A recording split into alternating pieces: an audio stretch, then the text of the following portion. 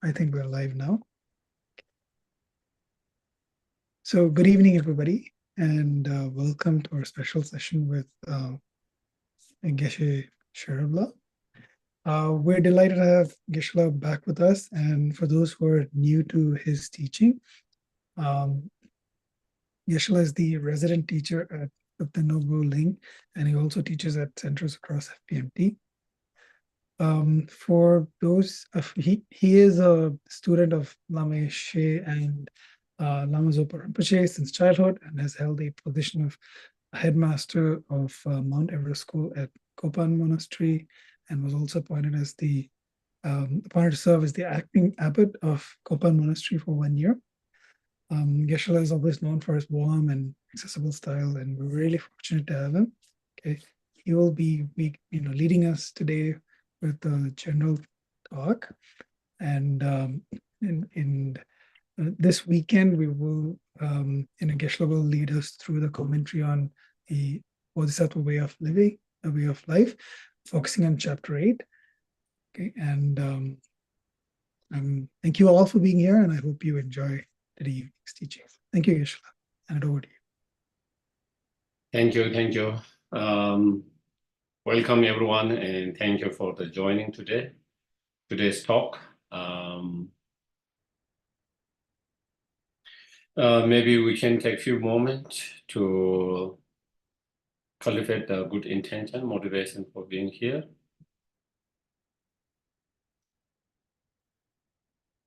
So we can think the purpose of listening to the talk is so that we can apply whatever we find helpful and beneficial in the talk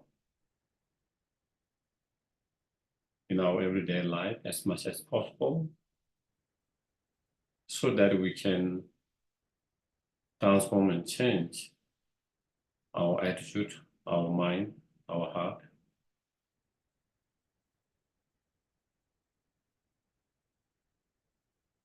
So we can become more understanding, more kind, more compassionate, more wise with more wisdom.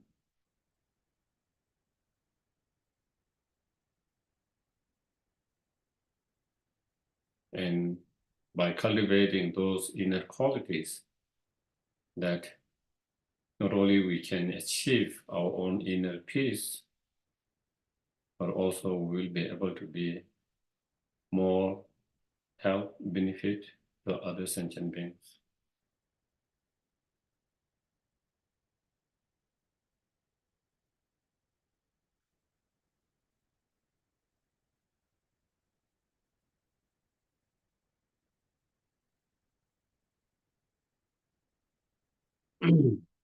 In order to benefit and help sentient beings, I must achieve my highest potential, fully awakened state. In order to achieve that fully awakened state, I must engage into meditation, reflection, and study.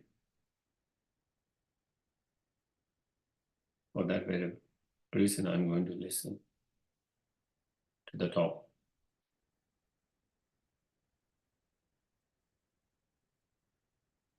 Okay, so if we can share the refuge and bodhicitta prayers.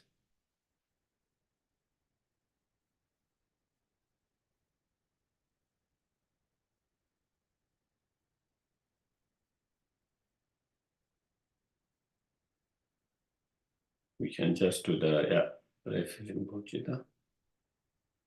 I take refuge until I'm enlightened in the Buddha, the Dharma, and the Supreme Assembly by my merit of listening to the Dharma.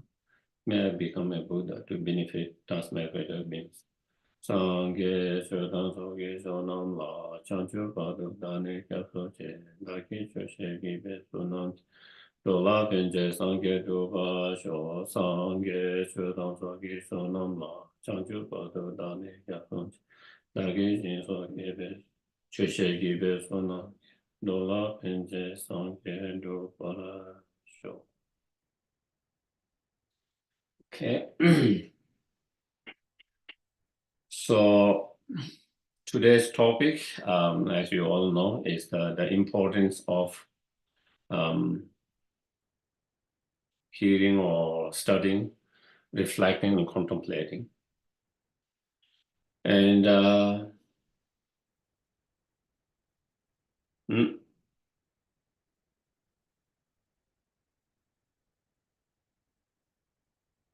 without studying or hearing the Dharma, the teachings, we wouldn't be able to have a strong convictions that come through reflections. And without having a strong convictions that come through reflections, we wouldn't have a, strong, powerful meditations. And without strong, powerful meditations, then, we wouldn't be able to achieve the spiritual realization or experiences that we inspire to cultivate and develop. We wouldn't be able to accomplish our spiritual goal, whether it's a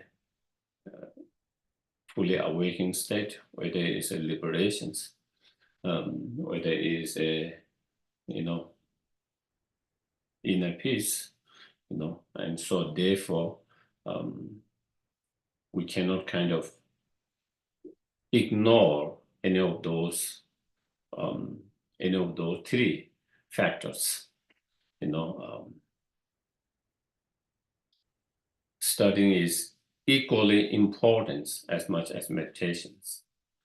Meditation is as equally important as much as study is, and reflections is as equally important as study and meditations, and all of them. So I think they all are extremely important. And even in many of the, even in sutras and many of the earlier Indian masters' commentaries, they have underscored the importance of three wisdoms. The wisdom that arises from hearing or studying, the wisdom that arises from reflecting, and the wisdom that arises from meditating or meditations. And so through studying or learning or hearing the teachings, we develop some wisdom that arises. We are able to overcome certain ignorance, certain ignorance that you have, because you hear and you learn and you study, and so therefore the ignorance, that not knowing before you study, before you learn, before you hear, that is being dispelled. And through that dispelling that ignorance, you develop wisdom through hearings. But even though you have heard and learned and studied, and through that you have able to, even though you have been able to overcome some ignorance, you know the subjects, you understand subjects, but you might not have total convictions about that. You heard about it, you learn about it, you study about it, but still you might have some doubt, you might still have some indecisive mind. You still might not be 100% sure, absolute certainty, or have strong conviction in that. And that convictions, that strong conviction or absolute certainty, that come through reflections. That wisdom comes through reflections. So whatever you have studied, whatever you have learned, whatever you have heard, you try to contemplate and you try to reflect on the meaning of that, with the different reasoning, logics, different way of looking at it, different. And so, the more reflecting you do on the meaning of that word that you have learned, that you have studied, that you have heard, the more you do that kind of reflecting, contemplation, more reflecting in that way, then it clear whatever doubt you might have, whatever indecisiveness that you might have. And through that, then you are able to develop strong convictions, strong certainty, and that wisdom that come through such reflections with that kind of certainty, with that kind of convictions, is much more powerful than the first wisdom that come through the hearing or listening or studying, so that your wisdom become more deeper. Your wisdom of understanding of that same topic, same subject, become more deeper, more powerful, And then through reflections and, by reflecting on the meaning of the meaning of the words that you study, that you learn, or the intent of that word,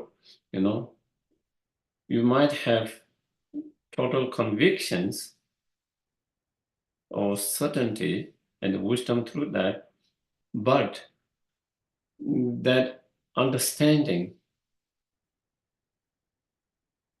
might not,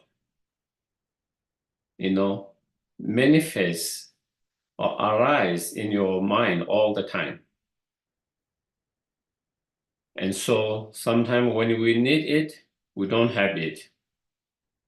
It is like a lot of things we know, but when we, even in the meditate, even in practice, many of practice, that is not that you don't know it. We know it. And we don't have even doubt about it, but we are not, when we need it, we forget it and we are unable to utilize and apply the practice in that moment, because in that moment, that awareness is not manifesting, it's not there. When we need it, it's not there. It is somewhere behind. It is like that we have deposited it and we haven't been able to withdraw, It's there, but it is not there when we need it, And so therefore, unable to. And so then once you have that wisdom through reflecting, then, when you have understanding that with total convictions, now you meditate on that subject that you have developed convictions and certainty. Now you make familiarize with that by contemplating, by meditating again and again and again, until it become, you have that awareness or that understanding or realizations become spontaneous, effortless, that you have access all the time.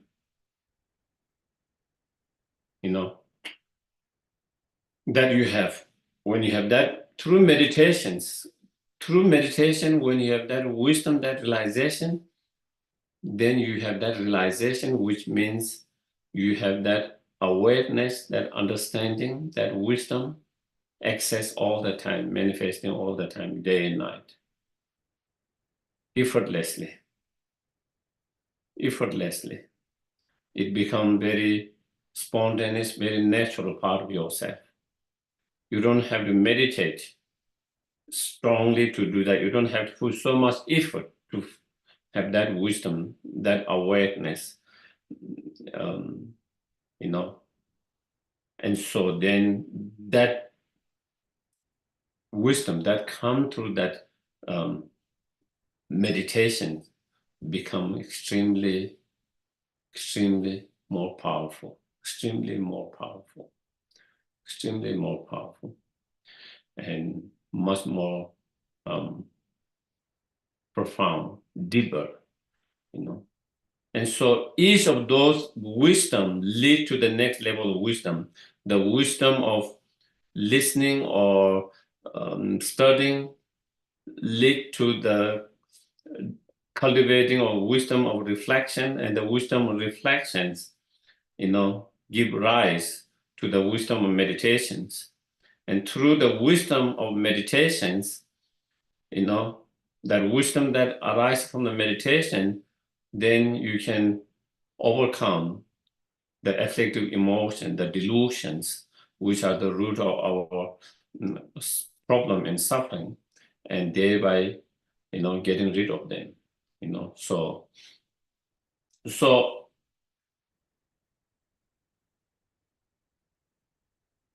in our traditions, Lama Tsongkhapa explain the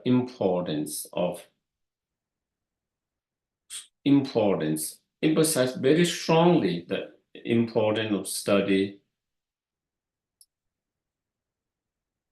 or listening and reflecting and meditations. The importance of all of them. And also, in our time, His Holiness Dalai Lama also emphasized very much the importance of all of them. You cannot ignore the studies and just meditate, nor you can just study and not meditate. You need both. In order to have better profound meditation, you need to study. But just studying and not reflecting, meditating also does not really change and transform your mind, your heart. It is just a knowledge. It's like a Google, If you Google all the knowledge, you can find everything there, but it doesn't change your mind. It doesn't change your heart. It's just the storage of all the knowledge. You can become a very expert that you have all this information. When someone asks, what is this? What is the meaning of that? What's the definition of that? What are the divisions, subdivisions, and what are the examples? You have all information, but there's no really transformation, change in your mind, in your heart. So in order to have really transformations and the change in our life, in our heart, in our mind, then once we study, learn, then we have to reflect and contemplate, meditate, practice. Only through that, then there can be change and transformations. But also on the other hand, if you don't study and if you just try to meditate, then also you are trying to meditate without all the tools. You are trying to climb. You are trying to climb Mount Everest without all the tools. And so you might put a lot of effort, but you might not be able to climb because you don't have all the right tools. You don't have all the right tools. You don't have all the right support to be able to do that. So you might spend many hours and days, weeks, months, and years, but you might not be able to, achieve your goal because you don't have the right tools. You don't have the enough tools. You don't have the right tool. You don't have the right enough tools, and so you will not be able to do that. So you need the both important, So and we can also understand and also if you don't study you are just trying to meditate by yourself, you don't know where you are leading. You might be just, doing meditation for many lifetime, and you don't reach anywhere. You don't have any, because you are just jumping with a kind of not knowing where you are going. Or if you don't have study enough, then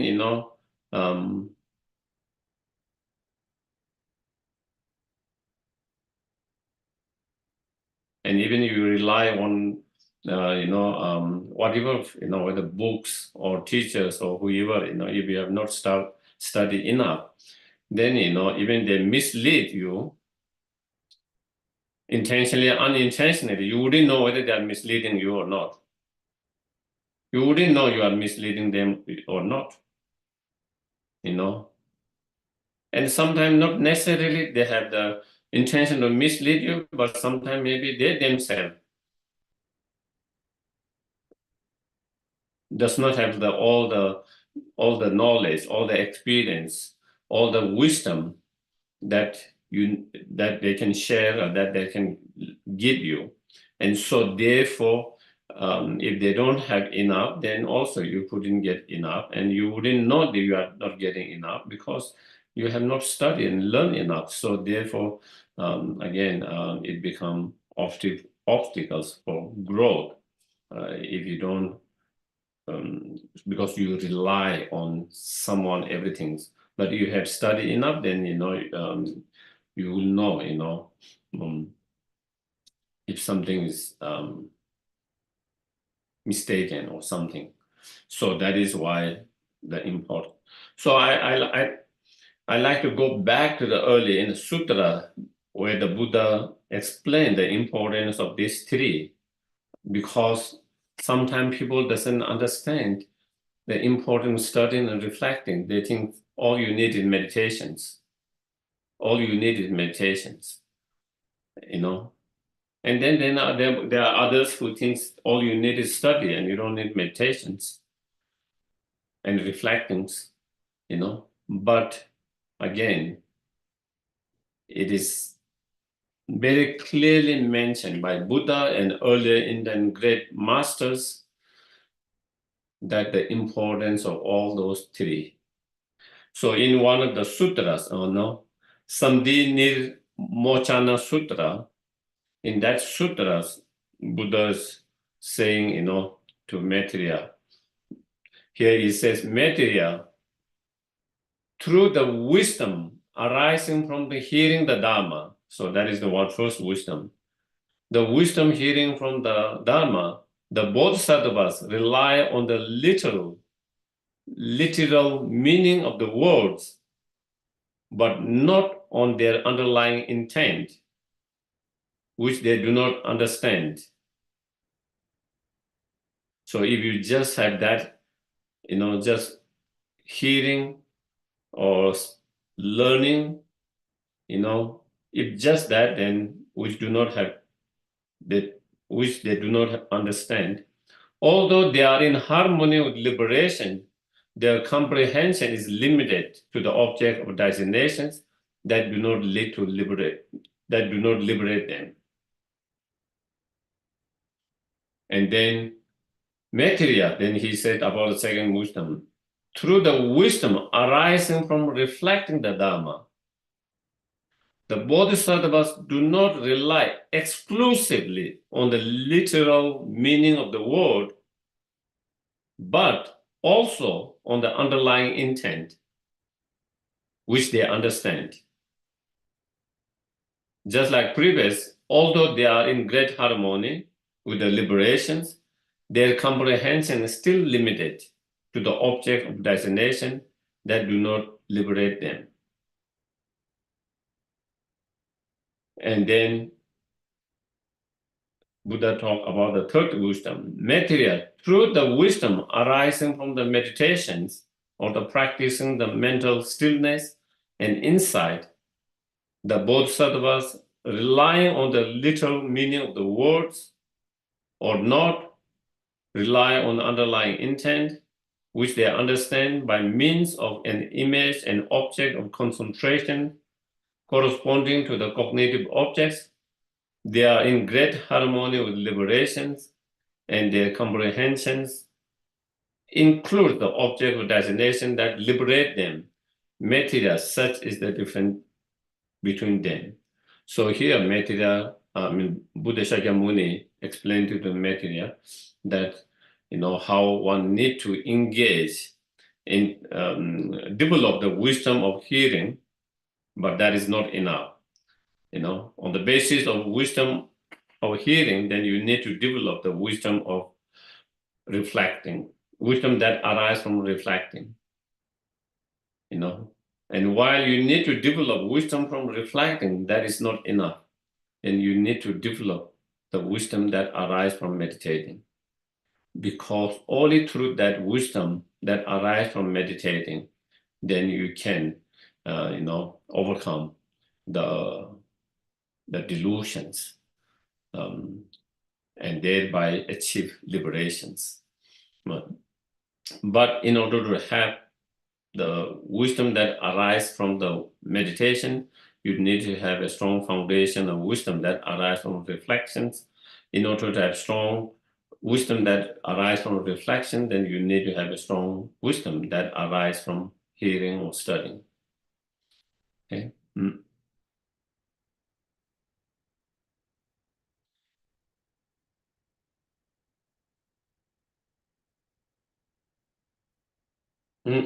Also, Nagarjuna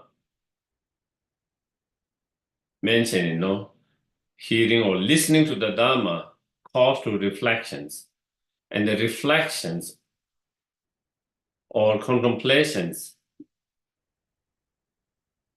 give rise to the meditation experience. That is the sequences. That is what Maitreya also explained, similarly. The sequences of three wisdom.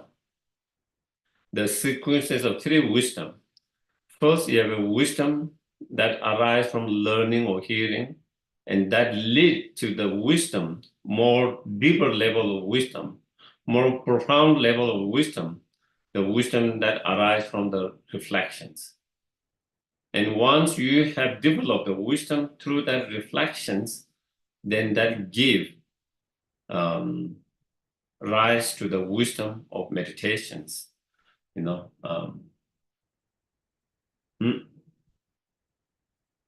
through that wisdom,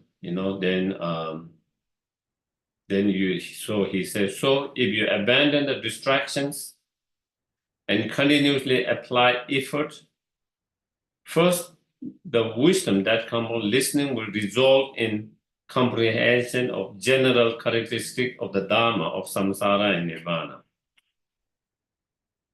That is what Nagarjuna said. Then reflection or contemplating will pacify blinded grasping to the reality of illusory appearance. And then thirdly, then through that, the meditations that would develop the definitive direct experience of mind and so on. Thus, the previous stages of hearing and reflecting causes as a cause for the arising of the latter. When this is not the case, it's like desiring result without any causes. So again, here he said, we need the wisdom of meditations or wisdom arising meditations in order to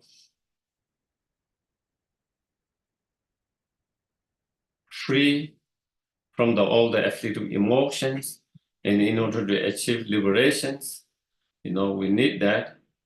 And in order to have that wisdom arise from the meditation, then the cause of that is the wisdom that arises from reflecting. And the cause of wisdom from the reflecting is the wisdom that comes through learning or hearing. Similarly,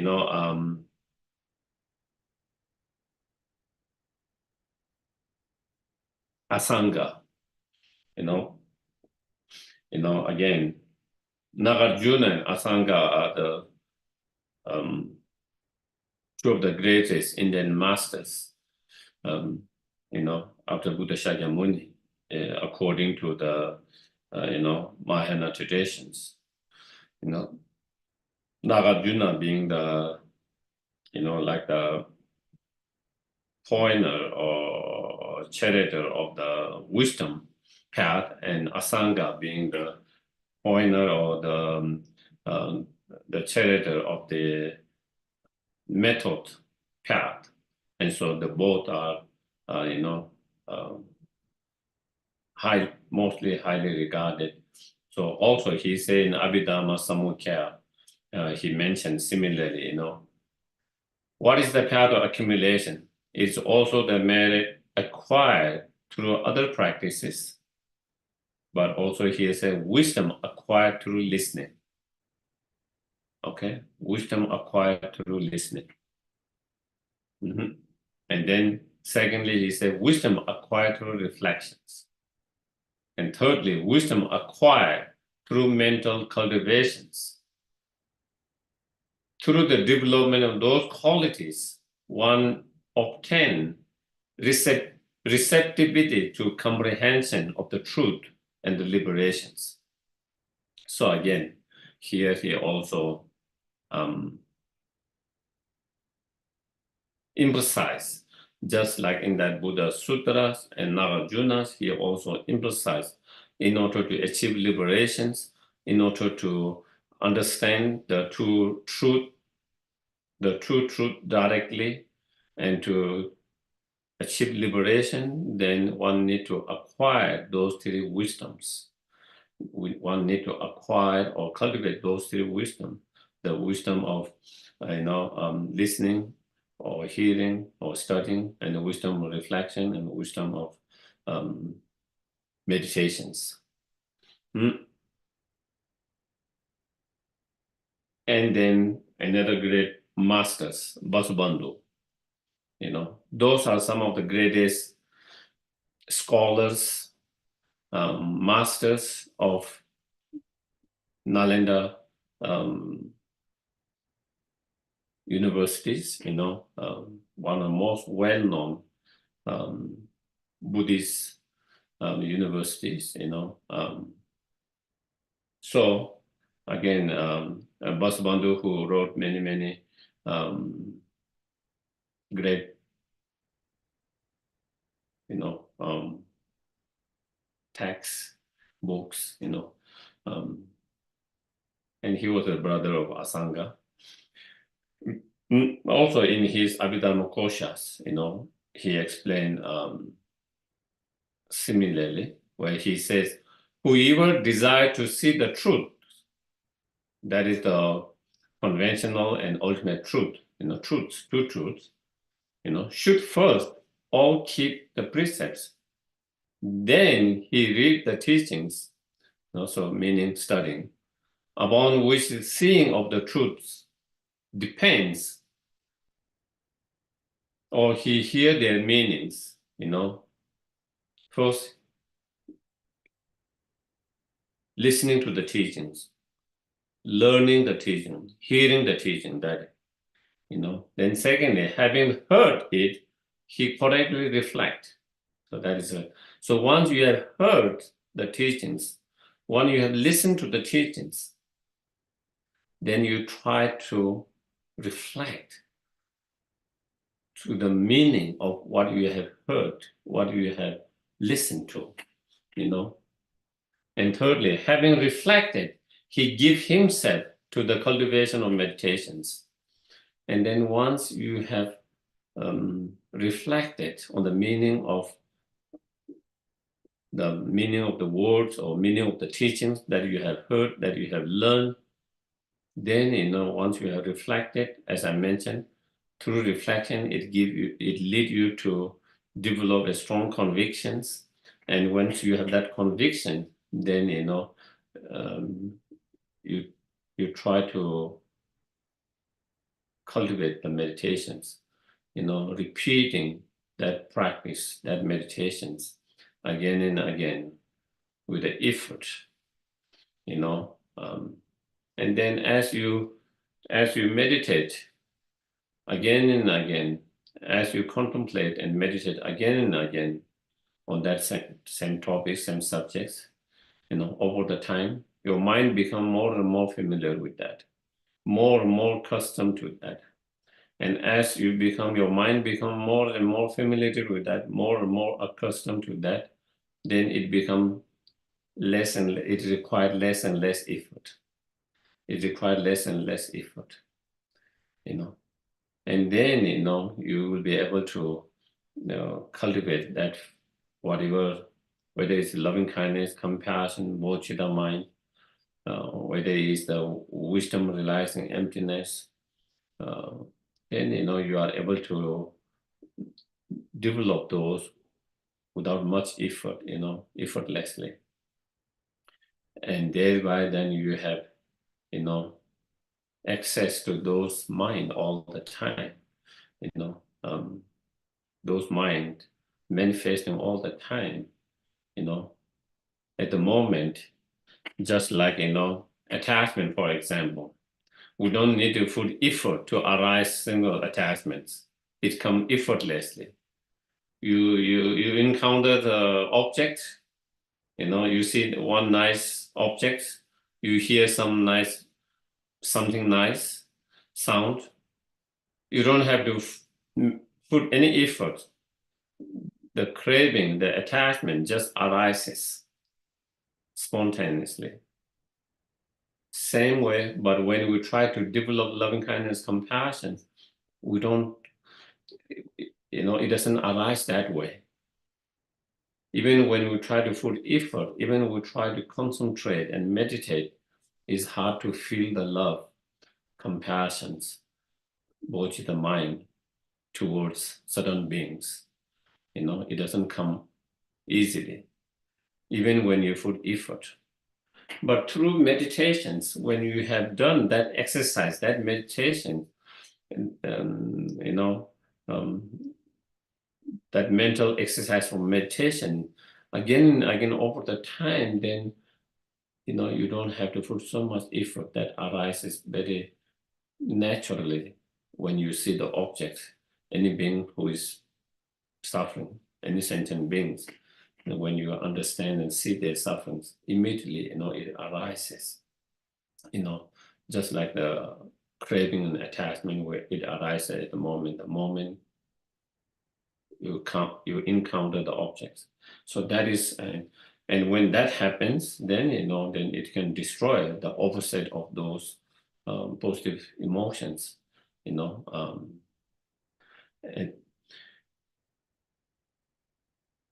so, and in Abhidharma Kosha, it says, with the wisdom arising from the hearing teachings for its support, there arises the wisdom arising from the reflections. And with this, for its support, there arises the wisdom arising from the meditations. So again, here also, Vasubandhu arises. He explained not only we need those three wisdom, but he also explained how each of wisdom, earlier wisdom, act as a support to the next wisdom. How the wisdom arising from the hearing or listening support for the next level of the wisdom of reflection, and the wisdom of hearing and the wisdom of reflections, how that support the wisdom that arises from meditations. And so therefore, again, in order to have, we need to have the wisdom that come through meditations in order to destroy those afflictive emotions, and from the very root of it, and to achieve liberation. But in order to have that wisdom from meditation, you need the foundation or the support of the wisdom of reflection and wisdom of listening or hearing, and so then that is again very clearly mentioned by him,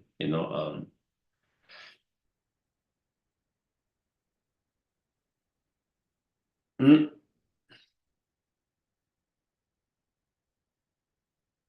And here also in that Abhidhamma Kosha, Vasubandhu, here he give, again, he talk about three wisdom, and he give little bit of what they are, Here he said the wisdom arising from hearing the teaching is a conviction which arises from a meaning of correct knowledge. And term the words of qualified persons. And then secondly, he said the wisdom arises from reflection is an absolute certainty born of rational examinations. That is what is, rational examination. You use reasoning and logic to examine.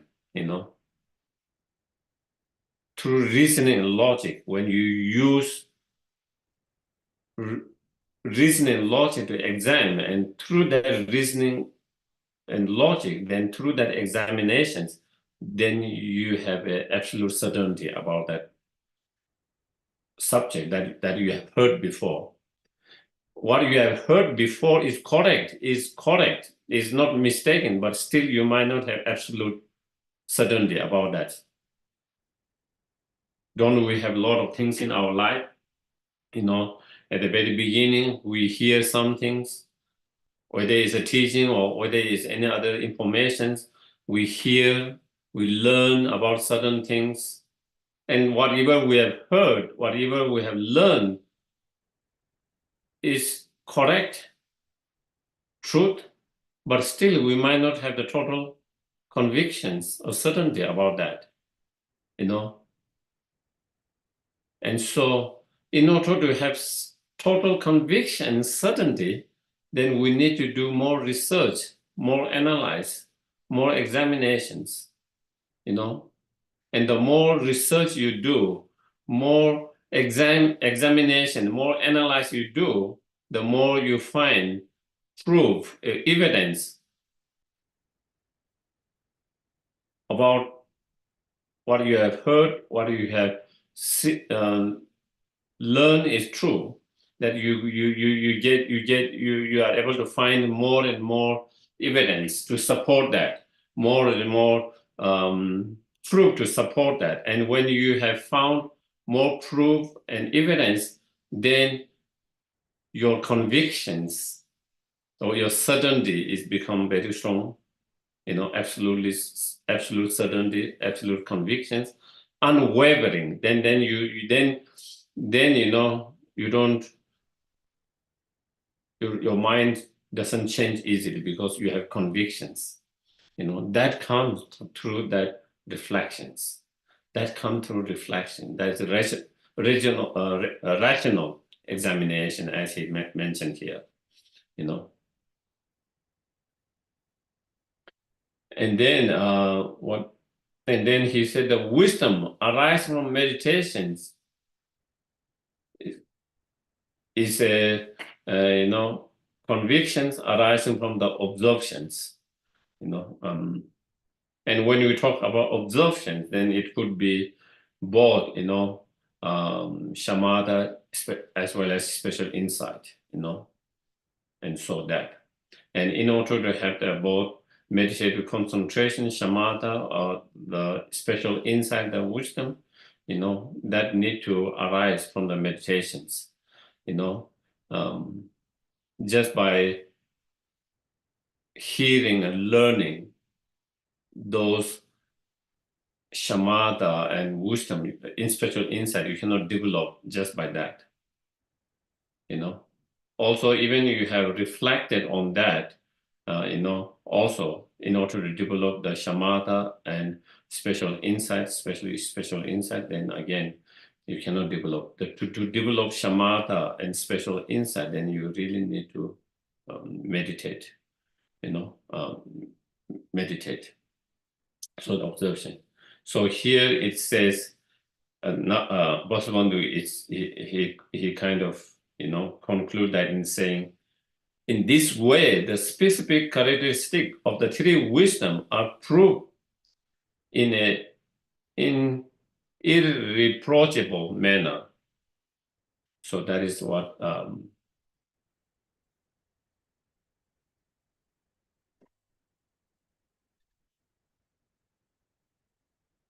also, I don't know,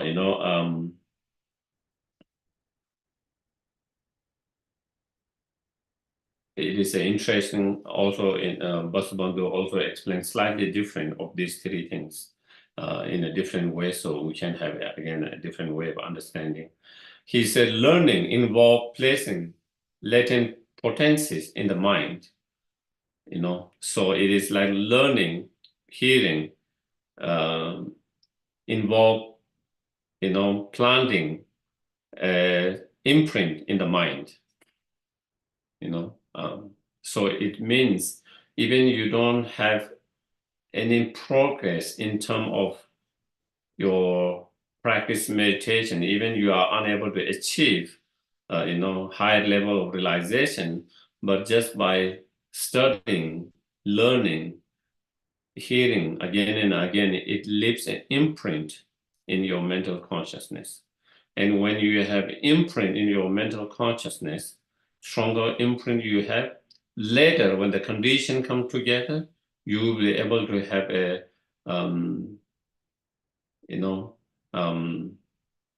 you will be able to understand more quickly, more easily, and be able to develop the meditations or the realization more easily, more quickly, and that is why, his Solen Dalai Lama shared stories, and his experience. He said, even as a young, even when he was very young, some of the very difficult topics on, emptiness and middle way school of thoughts, some of the very topic which are very difficult, even some of the great scholar Geshes, even they found very difficult some of those points to really to understand those subtleties, those difficult points. But His Holiness says, His own Dalai Lama says he found easy to understand them even as a young. So again, that is imprint from the past. When you have so much strong imprint, whereas most other people need to study so many years, rigorous studies to understand some of those very subtle points, some of those very difficult points, But when you have so much imprint from the past, it is not so difficult. And same thing, certain people, certain practitioners have realizations, suddenly, quickly, sometimes the teachers, the masters point something or mention something, or say, look at the sky, or inference something, and then they just have that aha moment, enlightened moment. They have that realizations. How does that comes? Why doesn't it come to all of us? Why that particular masters? Why that particular? Because they have, so strong imprint from the past, so strong imprint from the past. So then it is everything's ready there, and it just needs something, one drop of water, one drop of water, because every other conditions has come there, and what was missing was one drop of water, and that guidance by that teachers, or sometime by some experience, they encounter certain experience, and that experience somehow, enlighten them or give some kind of realizations. And so that because of imprint is so important. And even in our life, not spiritual, but we can see from many different, sometimes we are not aware, like, some people, when they have certain psychologies or some others, sometimes not only psychology, sometimes they have even physical challenges, difficulties. And they might not be aware why they are having that, why it is happening that. But then later, sometime when they go back and see, then it is something they saw, something they heard, something they experienced when they were as a young child, and even they might have forgotten about that. But that the imprint in that, the imprint of that strong experience, whatever something they saw, whatever something they heard, whatever something they felt,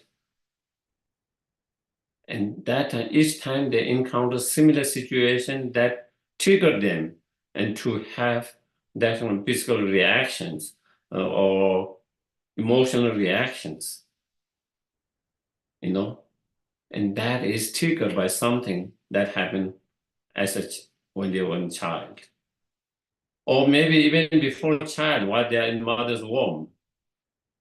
It could be triggered by that. And when we talk about from Buddhist point of view, it could be triggered by something from the past life. And so therefore, so that is how it affect, that one instant that happened when you are very young, that could have such an impact in your life, even when you are unable to understand that. But that's why physically, emotionally, something trigger you and react in a certain way because of that. And so that is similar like that imprint, the importance of that. So here he said learning, the first one. And then second, verse 1 is a reflection involve bringing about realizations. So reflection involve bringing about realizations, It involve around using reasoning and logics, as he mentioned before, rational examination, analysis, and through that, and it brings closer to the realizations.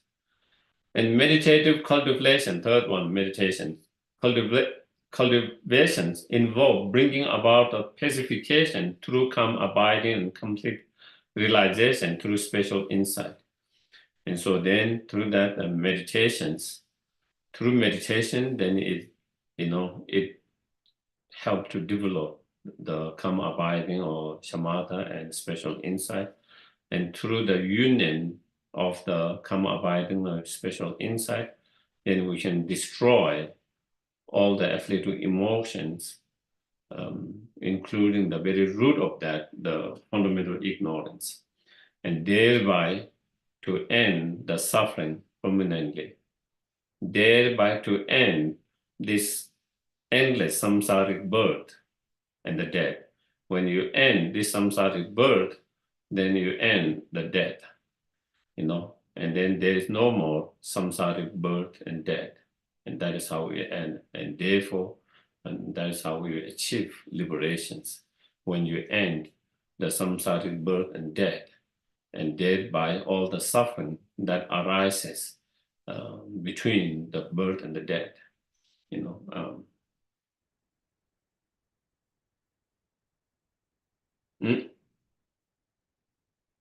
And so also,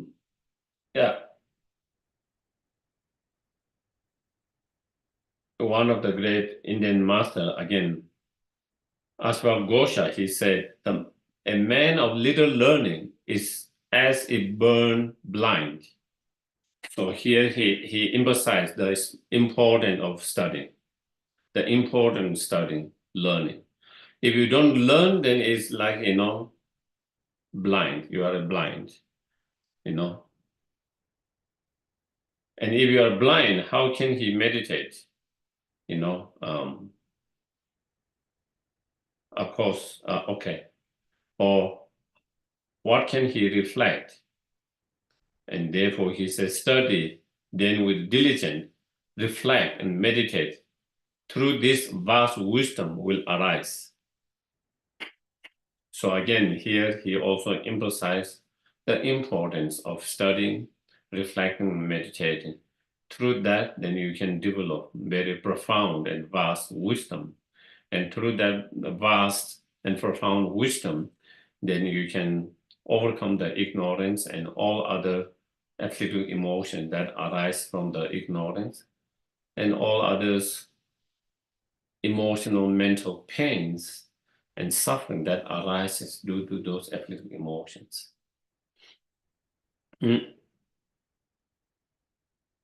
Therefore, also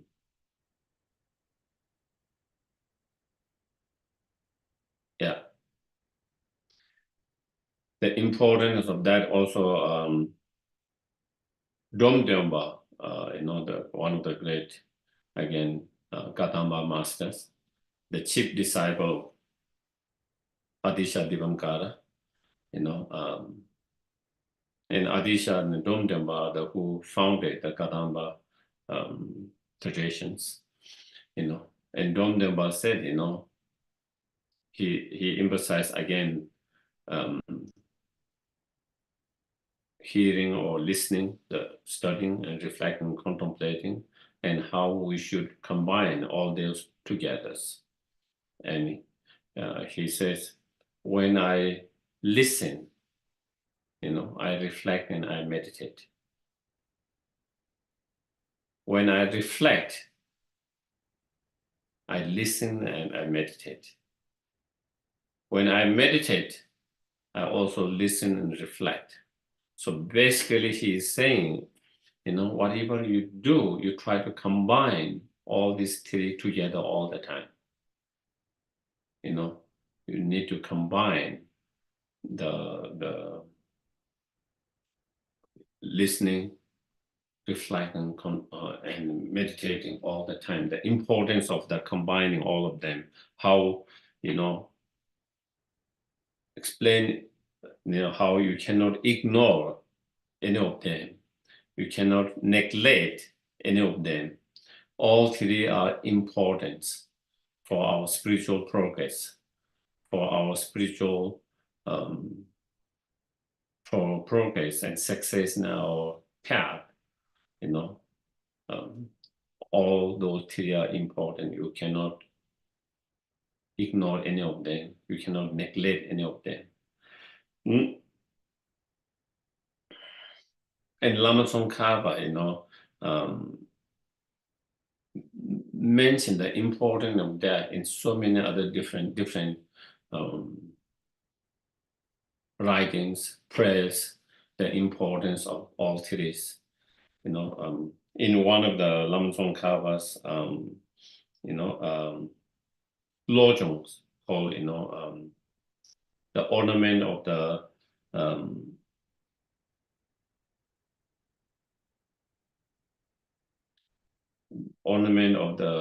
the sound of the poem or something like that.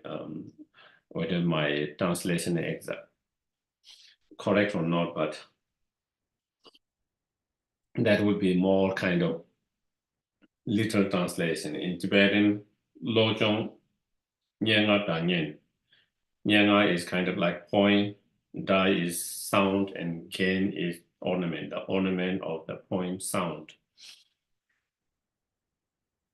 And here he says, out of virtuous motivations, out of the virtuous motivations, at the very beginning, try to listen to the words and meaning of the scriptures, the Dharma, and then reflect on them. And through reflections, then you will overcome, all the doubt. Through reflection, then one will be able to overcome all the doubt, all the doubt. And once you have able to overcome the doubt externally through listening and through reflecting, then go to a remote area, isolated place, and then meditate. Then meditate. And by doing through that, make your life meaningful. Make your life meaningful. And then he said, after that, once you have meditated in a, in a conducive environment, where there is conducive environment, such as, isolated, remote area. Then he said, after that, then with out of the compassion to benefit others, to benefit others, cultivate the bodhicitta mind. And then by seeing all sentient beings as your father and mothers so many times, and remember their kindness, and then to repay that kindness, try to help and benefit others as much as possible. As much as possible. So here, Lama Tsongkhapa advising, that we should try, motivated by bodhicitta mind, loving kindness, compassion, bodhicitta mind, we should try to help benefit others as much as possible in order to repay the kindness of their kindness so many times. In order to be able to do that, first you should try to meditate. You should try to meditate and develop that true love, compassion, bodhicitta mind. And in order to have that meditation, in order for that meditation to become successful, you could meditate for your whole life or many, many lifetimes, but you might not be able to develop any spiritual realizations. But in order to develop that spiritual realization that you are trying to cultivate, to have the success of that, then you need to, that meditation should be supported by the, reflection that dispel all the doubt. And in order to reflect, then first you need to learn, you need to hear. And so then, that is one, also, in another prayer, Lama Tsongkhapa mentioned, at the very beginning, try to do extensive studies as much as possible. At the very beginning, try to do extensive studies. In the middle, having done extensive studies, in the middle, try to understand everything that you have studied, all the Buddha's teachings, all the scriptures, all the Buddha's teachings of three vehicles, all of them, by understanding all of them, as instructions for meditation, instructions to subdue your mind, in the middle, after you study everything, Sutta, Tantra, all three vehicles, as much as extensive as possible. But once you study all of them, you should, at the middle, you understand all the teaching Buddha gave, different vehicles. By seeing all of them, without any excluding, all of them are a method or instruction, the way to subdue our mind, way to train our mind, way to discipline our mind. And then he said, at the end, day and night, you try to meditate and practice. Day and night, you try to meditate and practice. And then dedicate everything for the well-being of all sentient beings and for the flourishing of the Dharma. So again, in that,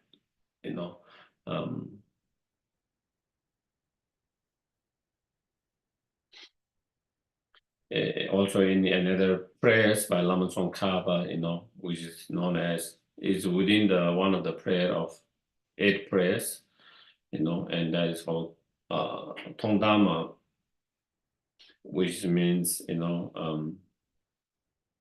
importance at the beginning, middle, and end.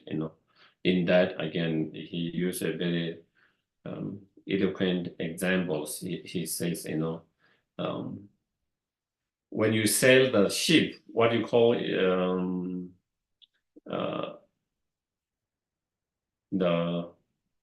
that wind blow, what do you call the big, what can anyone know? When you sail the ship, they have this, what do you call, on the board, that the wind blow,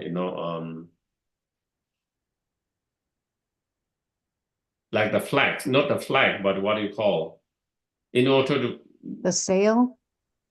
sail, but is that what you call sail? In the board that they have something, they're up, they do, and then it come, and then that is how the wind push that, sail. So the cloth would be the sail, and what it's on is the mast. Okay, sail, then it is sail. Mhm. Okay. So here he says,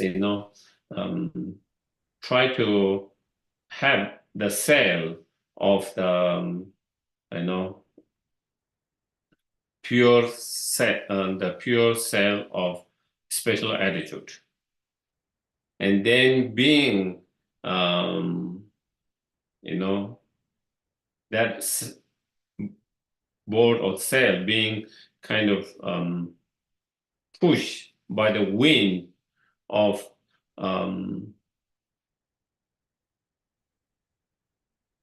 continuous effort. And with that continuous efforts of the wind being blown away, then by being into the board of hearing, reflecting, and meditating, then may all sentient beings cross the ocean of samsara.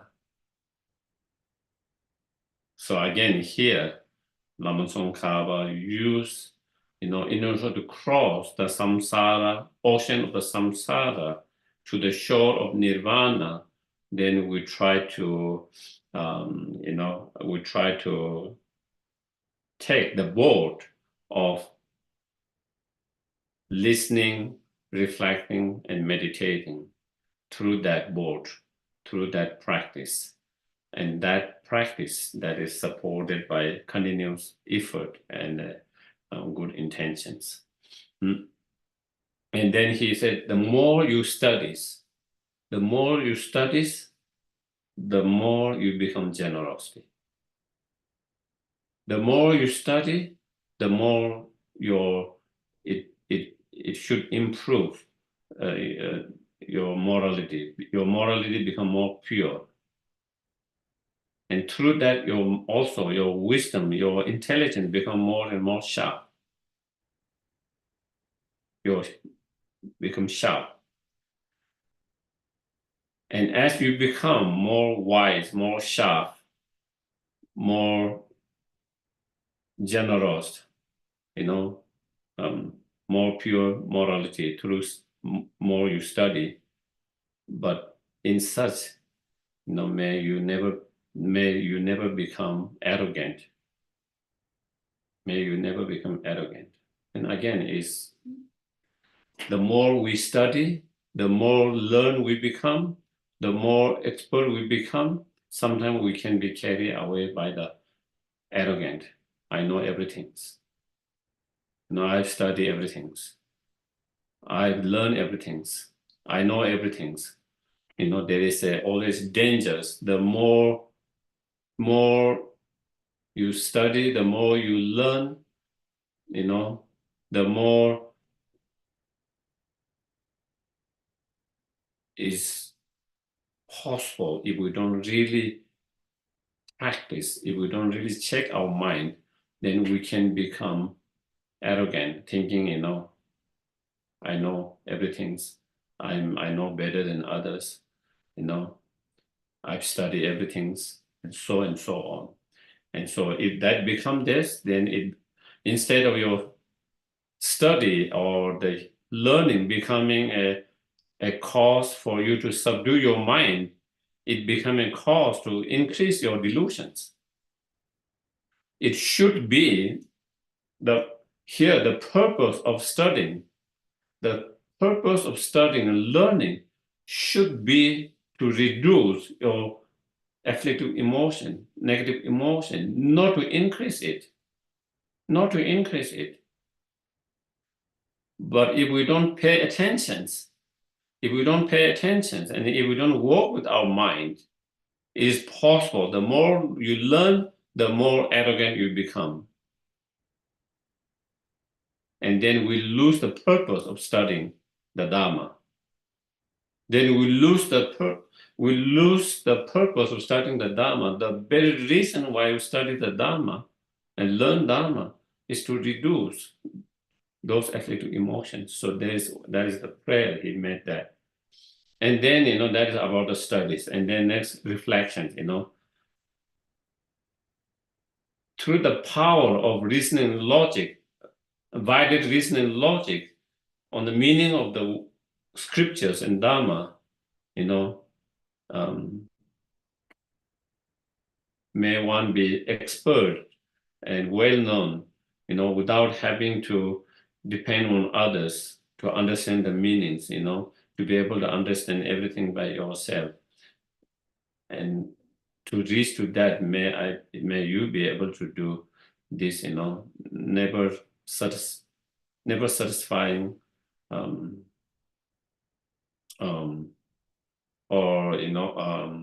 studies, meaning, you should never stop studying. Meaning that you should never stop studying. You should always continue until you become fully enlightened. And again, in our time, there are good examples. His Holiness Dalai Lama, even he's in our Buddhist community, especially in Mahayana and especially Tibetan Buddhist community, he is the most enlightened, most high, most learned.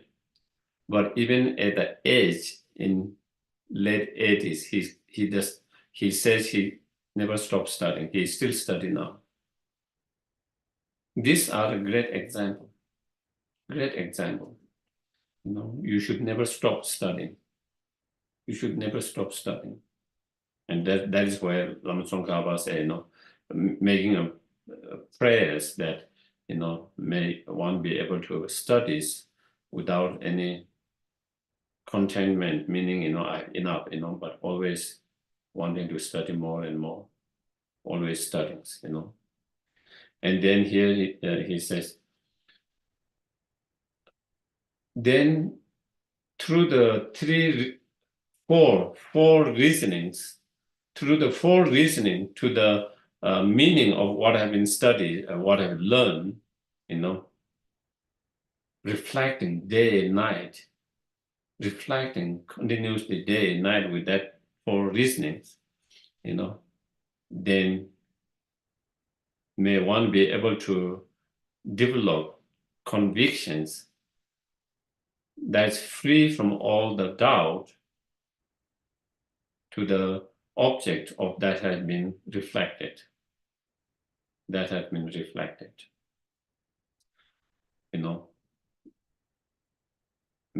May one be able to cultivate, total conviction, free from all the doubt to the subject that has been reflected. And then once, through the reflections and have developed convictions to this very profound Dharma, then give up attachment to this life and with a great effort, again, go to the remote place and then meditate and practice continuously.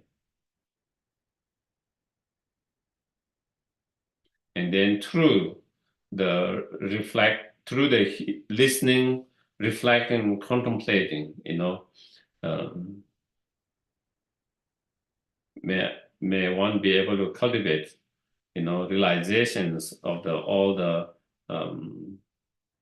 intent of the Buddha's spiritual realizations, and then give up again attachment to this life and selfish attitude, and may one be free from all the selfish attitude and attachment to this life.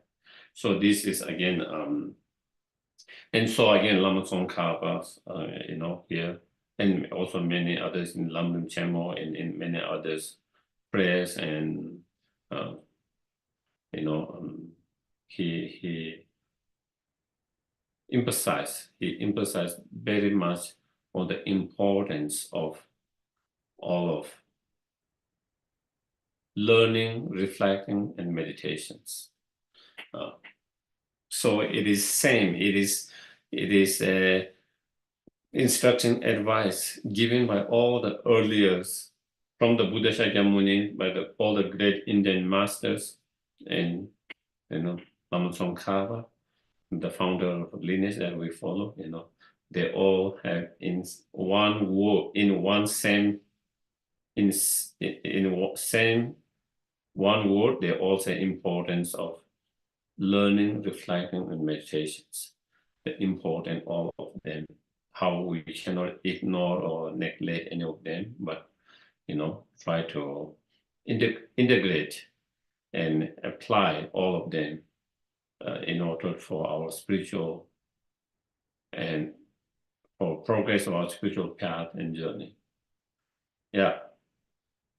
And another example that we can use in the importance of once if you want to go to some places, okay, places that you don't know, you have the map, okay. First, you need to map, and you need to learn about the map. Where you want to go and what you want to see and where whatever. So that is like the learning, the first one. Getting the map and learning and studying the map. Second, as you progress to the destinations, then you still reflect. You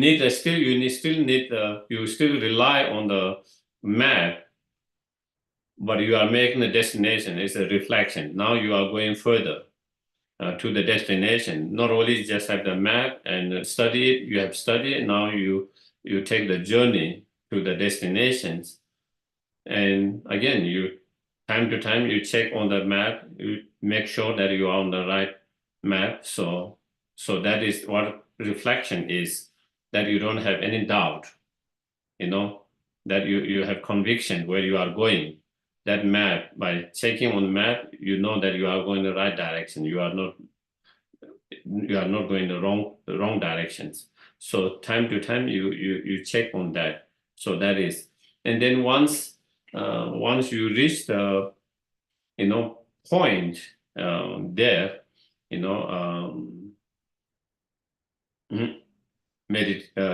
through wherever you need to be, and that is like meditation.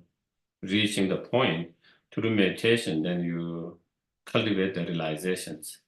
Whatever destination is to develop that particular realization, whether it's true loving kindness, compassion, bodhicitta mind, wisdom, realizing emptiness, or any other spiritual realizations.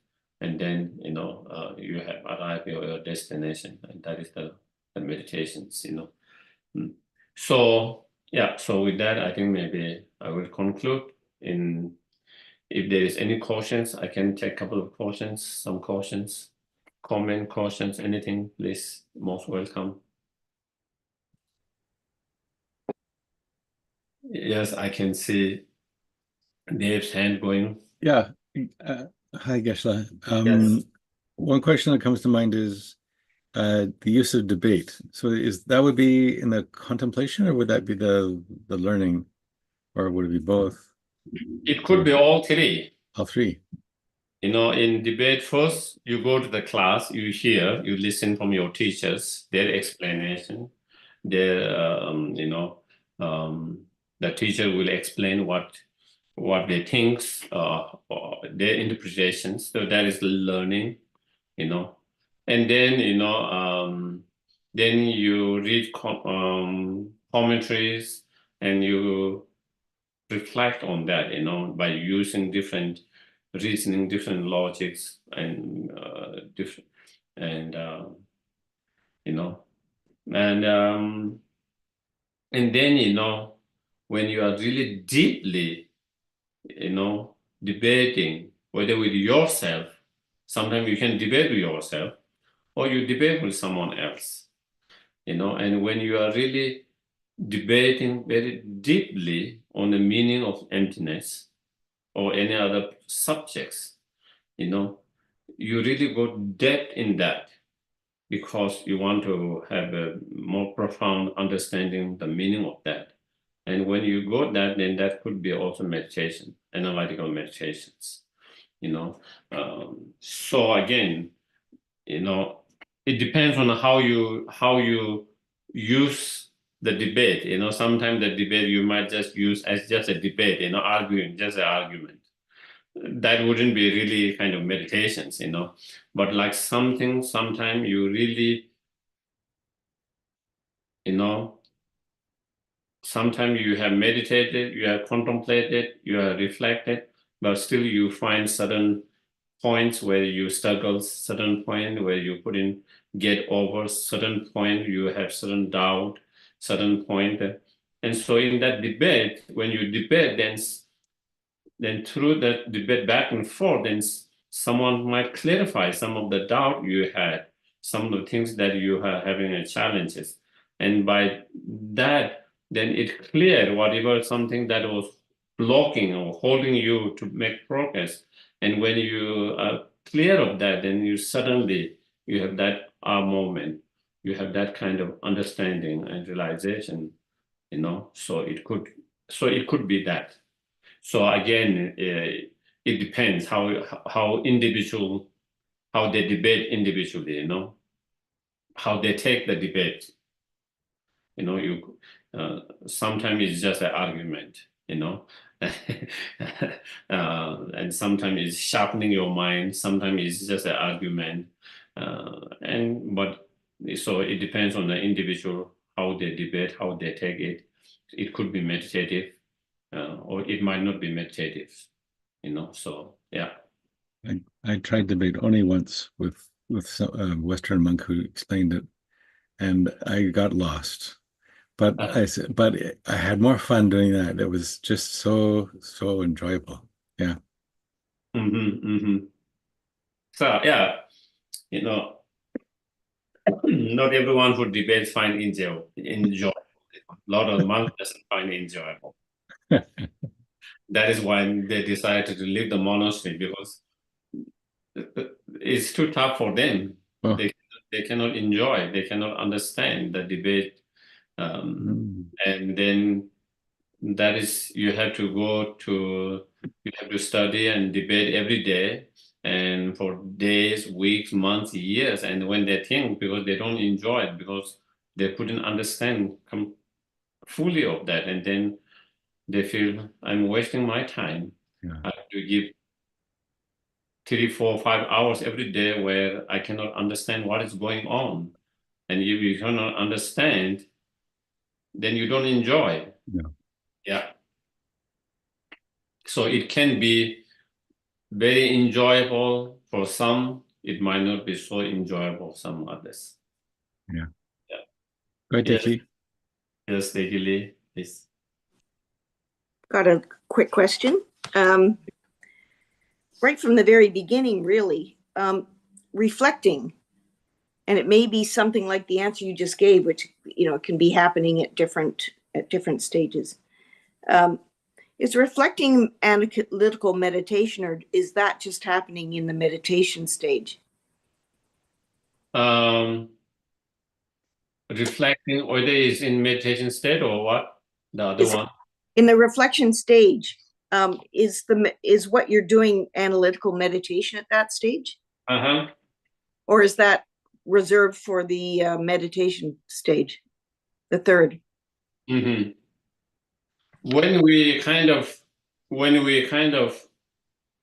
differentiate these 3 categories, okay, listening, reflecting, contemplating, or meditation. Sometimes reflection, meditation almost means same thing sometimes, but here, when they talk about 3 kind of wisdom, and how each of those support the next level of the wisdom, then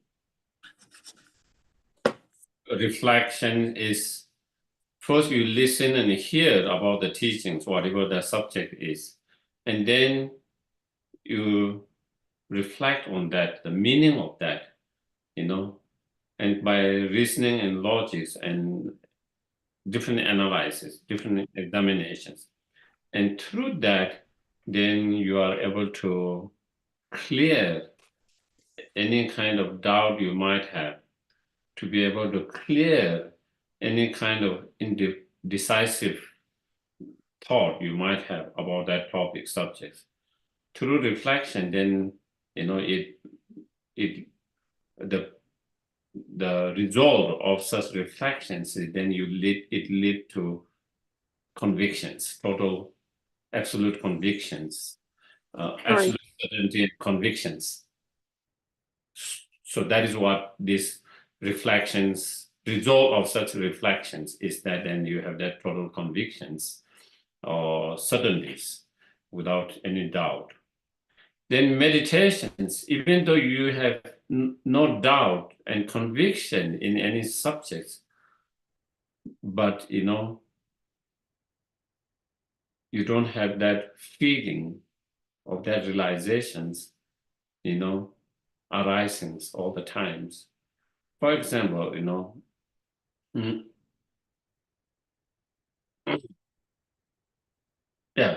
there could be. Okay, sorry. There could be many things. Yeah. So reflection could be off the cushion, on the cushion. Oh yeah, absolutely. Yeah. And then, meditation is once you have that conviction, let's say emptiness, you have done different reasoning, logic, different analysis, different examination, and you have no doubt. You come to a conclusion without any doubt how everything is empty of inherent nature. Right. But the understanding, that wisdom or realization that everything is empty of inherent nature, that wisdom or that realization, that feeling doesn't arise to us all the time. When we try to contemplate, meditate, maybe we feel that way. But once we are out of that state, then again, when you see objects, everything, it appears inherently, and we started to perceive it inherently. So meditation is to repeat that, the conclusion that you came to, you continue to repeat that exercise, meditation again and again, and then over the time that you have that, even when you are not really contemplating, meditating, you have this awareness how everything is empty of inherent nature, and that is the result, or that is the result of the meditations, and that is where the meditation lives. Yeah. Okay. Any other questions?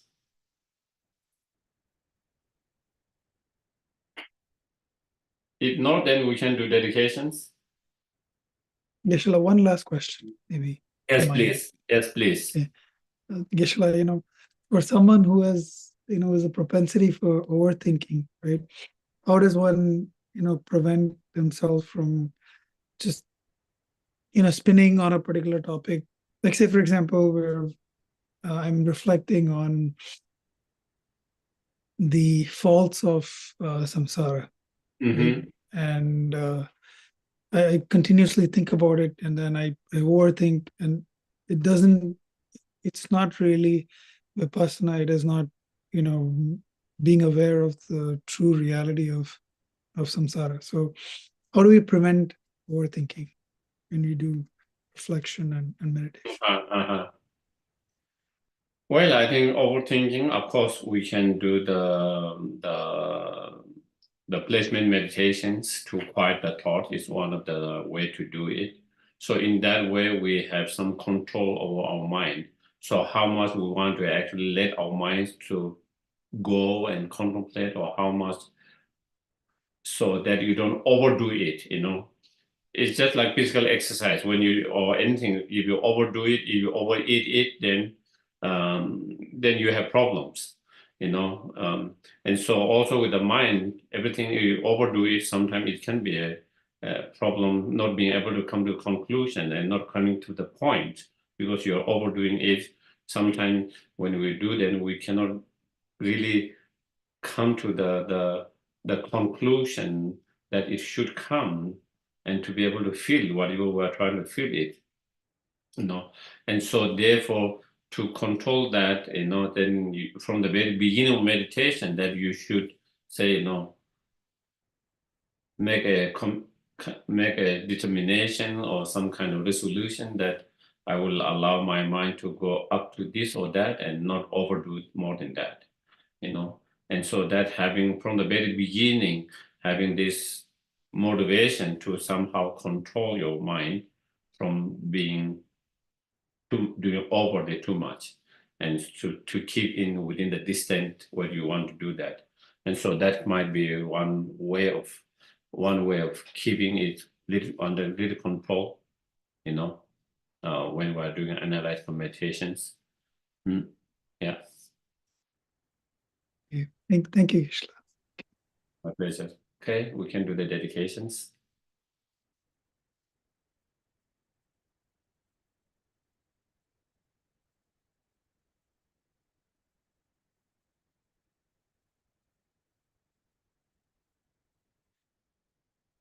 May all beings everywhere, plagued by the suffering of body and mind, obtain an ocean of happiness and joy by virtues of my merit. May no living creature suffer, commit evil, or ever fall ill. May no one be afraid and belittled, with a mind weighed down by depression. May the blind see forms and the deaf hear sound. May those whose bodies are worn with toil be restored on finding repose. May the naked find clothing, hungry find food, may the thirsty find water and delicious drink. May the poor find wealth, those who weep with sorrow find joy, may the forlorn find hope, constant happiness and prosperity. May there be timely rains and bountiful harvests. May all medicine be effective and wholesome prayer bear fruit. May all who are sick and ill quickly be free from their ailments. Whatever disease they are in the world, may they never occur again. May the frightening cease to be afraid, and those bound be freed. May the powerless find power, and may people think of benefiting each other. For as long as space remains, for as long as sentient beings remain, until then may I too remain to dispel the miseries of the world. Then His Holiness the Lamas, protectors of the beings and the teaching in the land of snow, who makes the path that unifies emptiness and compassion ever more clear. To Tenzin Gyatso, holder of the Lotus, I make request, may the aim of your wishes be fulfilled, spontaneously fulfilled. Lama Sabado was a quick returns prayer. Peerless teachers and assembly of the children of the victorious one, Savaka and Pratika Buddhas. Victorious Lord and Father and Son, along with the lineage master, all the objects of refuge of infinite length. Please bestow the virtue of goodness of accomplishing this prayer here and now, holding and spreading the Muni's precious and complete teachings through explanation and practice. You hold the armor of patience that is never discouraged, incomparable, venerable Guru. To you I make request.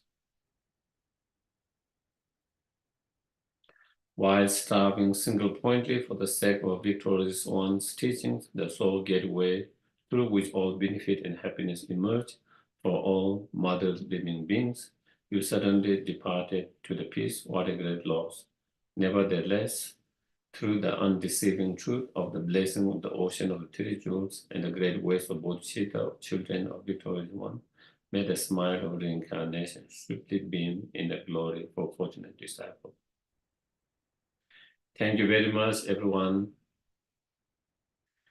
Thank you. Good night. Good night. See you tomorrow. Tomorrow. Good night. Thank you, Bye-bye. Geshe. Good night. Thank you Right. so much. Thank you. Thank See you you, Geshe. tomorrow.